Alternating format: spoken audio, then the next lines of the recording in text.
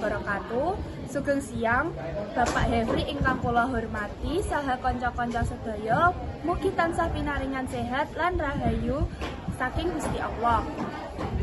Ing dinten menika tepangaken nami kula Natasha Bella Berliana minangka pembawa acara badhe nutur makunipun presentasi kanthi irah-irahan kirab Kyai Upas.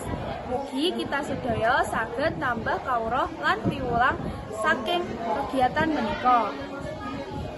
Sadurunge miwiti sumangga kita aturaken panuwun dumateng Gusti Allah Subhanahu wa taala amargi kanthi rahmat lan pangestunipun kita saged bebarengan ing kelas menika kanthi wilujeng. Kaping pisan sumangga kita aturaken sholawat marang junjungan kita Nabi Muhammad SAW. Mugi kita sedaya kalebet umatipun ingkang pikantuk syafaatipun ing dinten kiamat. Kirab Kyai Upas punika minangka salah satunggaling tradisi budaya lan religi ingkang gadah makna nglestarakake warisan leluhur lan ngukuhake rasa persatuan. Sajroning kirab pusaka Kyai Upas diarak minangka simbol pangayoman lan keselamatan masyarakat.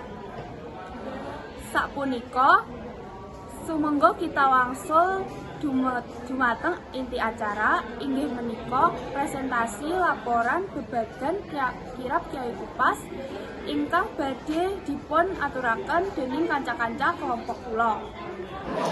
Assalamualaikum warahmatullahi wabarakatuh. Sugeng siang kanca-kanca kula ingkang kula tresnani. Tepangaken kula nada badhe ngandharaken pengertian kirab pusaka Kanjeng Kyai Upas. Kirab pusaka Kanjeng Kyai Upas punika arak-arakan kang lantaraken tombak pusaka Kabupaten Tulungagung dhateng papan upacara jamasan ingkang kalemtahan saben wulan Sura. Kangge nyucikake lan ngrawat pusaka punika saha minangka wujud rasa syukur dumateng Gusti Allah awet saking kawilujengan lan kesejahteraan masyarakat. Prosesi punika kalebet bupati, para pejabat daerah, saha para tokoh adat kanthi iringan kesenian reog kendang serta migunakake banyu suci saking sangang sendang ingkang kapundhut dados satunggal. Dipun campur kalian kembang piturupa kangge nyucikake pusaka punika.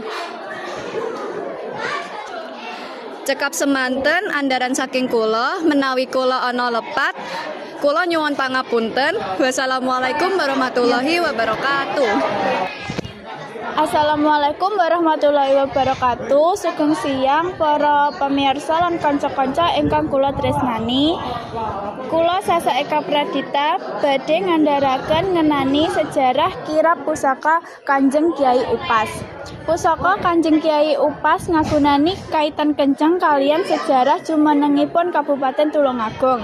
Rumiyin tlatah menika madeg saking kalih kabupaten, inggih menika Ngrawa lan Kalangdet. Ingkang lajeng dipun kempalaken dados setunggal sesampunipun lukar saking kakuwaosan Kesultanan Yogyakarta lan mlebet dening pamerintahan Hindia Walanda. Gabungan kasebat resmi dados Kabupaten Tulungagung ing warsa 1900 setunggal. Pusaka watangan Kyai Upas kaping sapisan dipun asta dening Raden Mas Tumenggung Prigodiningrat Bupati Ngrawa 1812 sekawan ngantos 1813 ingkang inggih menika bangsawan keturunan Pangeran Natakusuma lan mantu Sri Sultan Hamengkubuwana kalih. Pusaka menika asalipun saking Kerajaan Mataram Islam. Kagunganipun Ki Ageng Mangir, mantu ngiras mangsah Panembahan Senopati lan samenika sampun dados pusaka resmi Kabupaten Tulungagung. Cekap semanten andaran saking kula menawi wonten lepat kula matur kula nyuwun pangapunten. Assalamualaikum warahmatullahi wabarakatuh. Sugeng siang kanca-kanca tepakaken nami kula Fahim Satria Aziz. Kula badhe ngandharaken prosesi jamasan Kanjeng Kyai Upas wonten Tulungagung. Dipun miwiti kalian kirab saking pendopo dhateng papan jamasan Wasta toya mlingi saking sangat toya, yaiku toya sumber sirah, sumber tengah, sumber buntut, toya tempuran kali, toya kubangan kerbebuli, toya kelapa, toya sedapan gedang raja, serapan wit randu lan toya sumur kanjengan. Proses menika dipun lajengaken kalian pembersihan watangan Kyai Upas ngagem sumber toya saking 7 rupa yaiku mawar merah, mawar putih, melati, kantil, kenanga, sedep malam lan melati gambir. Lajeng watangan dikeringkan lan dibungkus kalian nyamping pembungkus enggal. Lajeng diakhiri kalian slametan dados raos syukur lan donga. Kawilujengan kagem masyarakat kagem nutupi rangkaianing acara pangetan sasi sura lan jamasan Kyai Upas asring ing dalu dintenipun dipun lajengaken kalian pagelaran kesenian kados ringgit wacucal sedalu muput. Cekap semanten andaran saking kula minangka enten lepat kula nyuwun pangapunten. Wassalamualaikum warahmatullahi wabarakatuh. Assalamualaikum warahmatullahi wabarakatuh. Sugeng siang para kanca ingkang kula tresnani. Kula Alexa badhe ngandharaken makna simbolik kira pusaka Kyai Upas. Nomor setunggal enten kembang 7 rupa, isinipun mawar abrit, mawar petak, melati, kantil, kenanga, kembang sedap malam lan melati gambir. Maknaipun panyucen lahir batin, pewangi asma lan panyawiji manah antawisipun leluhur lan masyarakat. Ingkang nomor kalih sanga toya yaiku sumber sirah, sumber tengah, sumber buntut, tempuran kali, kubangan kerbau bule, toya kelapa, sadapan gedang raja, sadapan randu, sumur kanjengan. Maknaipun pralambang kasucen, keseimbangan lan berkah bumi banyu.